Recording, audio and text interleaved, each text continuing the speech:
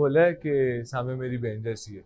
तो क्या हो गया, मुसलमान आपस में भाई भाई होते हैं, भाई भाई होते हैं, बहन भाई नहीं बहन होते। भाई भी हो सकते हैं। बहन जैसी It's okay. दोस्त है एक तरफ यासिर के सामने ऐसा सवाल आ जाता है जिसने एक छोटी सी बात को अचानक बहस में बदल दिया, और दूसरी तरफ लैला ने साफ कह दिया कि भाषा चाहे गलत हो जाए लेकिन ट्रॉफी तो वही लेकर जाएगी।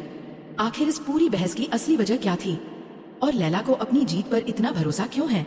बात शुरू होती है एक ऐसी सफाई से जहां यासिर अपनी बात समझाने की कोशिश करता है। यासिर कहता है कि सामने जो लड़की है वो उसकी बहन जैसी है, लेकिन बाकी लोग इस बात को अपने ही अंदाज में समझ रहे थे।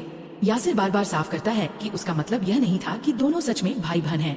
उसका मतलब सिर्फ इतना था कि उनके बीच भाई बहन जैसी दोस्ती है, और इसी दौरान उम्र का फर्क भी सामने आता है। बताया जाता है कि दोनों के बीच पूरे 10 साल का अंतर है, यानी पूरे 1 दशक का फर्क। लेकिन असली उलझन यहाँ से शुरू होती है। आखिर यासिर ने पहले कहा क्या था? क्योंकि एक तरफ वो कह रहा है कि उसने उसे बहन जैसी दोस्त कहा था, जबकि दूसरी तरफ ये बात भी सामने आ रही है कि उसने पहले उसे भाई कहकर बुलाया था। मतलब एक छोटी सी बात अब ऐसी बहस बन चुकी है जहाँ हर कोई अपनी अपनी सफाई दे रहा है। यासिर का कहना है कि जो भी बात हुई है वो कैमरे के सामने हुई है। वो साफ कहता है कि सब कुछ ऑन कैमरा है, इसलिए एक एक शब्द देखा जा सकता है। लेकिन बात सिर्फ इस एक शब्द तक नहीं रुकती। लोग इस बात पर भी चर्चा करने लगते हैं कि क्या दोनों आपस में ऐसी बातें करते हैं जिन्हें बाहर से देखने वाला कुछ और समझ सकता है। यासिर इस बात को भी साफ करता है कि उनकी बातचीत ज्यादातर घर और परिवार से जुड़ी बातों तक ही रहती है, यानी जिस चीज को बाकी लोग शायद किसी और नजर से देख रहे थे। यासिर उसके पीछे कोई और मतलब होने से इनकार करता है, लेकिन तभी बात फिर उसी सवाल पर लौट आती है, आखिर किसने क्या कहा था?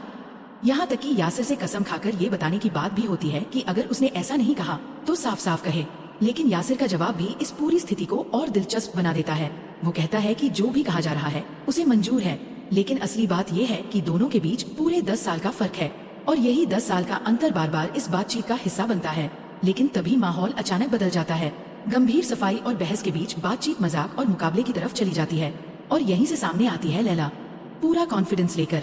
लैला का अंदाज बिल्कुल अलग है। लोग चाहे उसका मजाक उड़ाएं, उसके शब्दों पर हंसें या उसकी भाषा को लेकर उसे छेड़ें, लैला को इससे कोई फर्क पड़ता हुआ नजर नहीं आता। वो पूरे भरोसे के साथ कहती है कि आखिरकार ट्रॉफी वही लेकर जाएगी। और सबसे मजेदार बात तो ये है कि वो अपनी भाषा की गलतियों को भी कमजोरी नहीं बनने देती। वो कहती है इंग्लिश गलत बोलूं, उर्दू गलत बोलूं, लेकिन आखिर में ट्रॉफी लेकर जाऊंगी।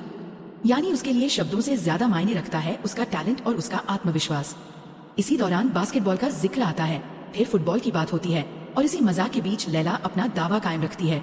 वो साफ कहती है कि लोग उसका मजाक उड़ाते रहें, लेकिन आखिर में ट्रॉफी वही लेकर जाएगी।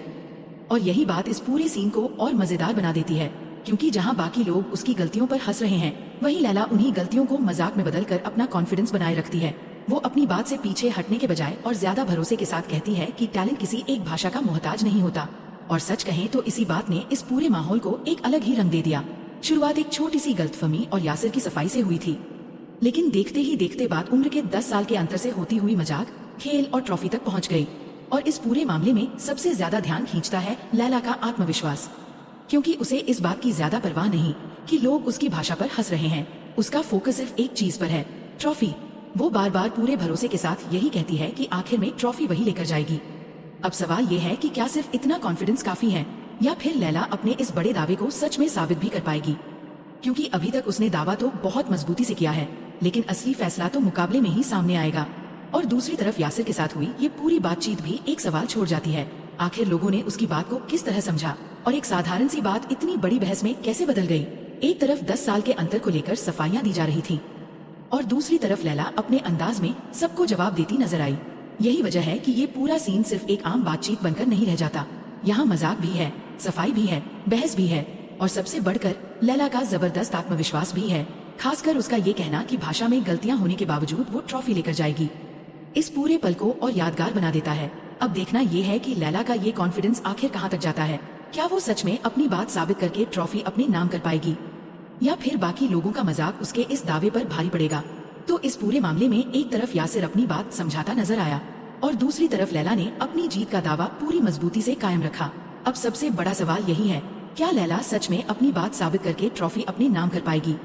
आपको क्या लगता है, क्या लैला का इतना कॉन्फिडेंस सही है, या वो सिर्फ मजाक में इतना बड़ा दावा कर रही है? अपनी राय कमेंट में जरूर बताइए। और अगर आपको ऐसे ही ड्रामा और शो के मजेदार रिव्यू पसंद हैं, तो चैनल को सब्सक्राइब करना बिल्कुल मत भूलिए।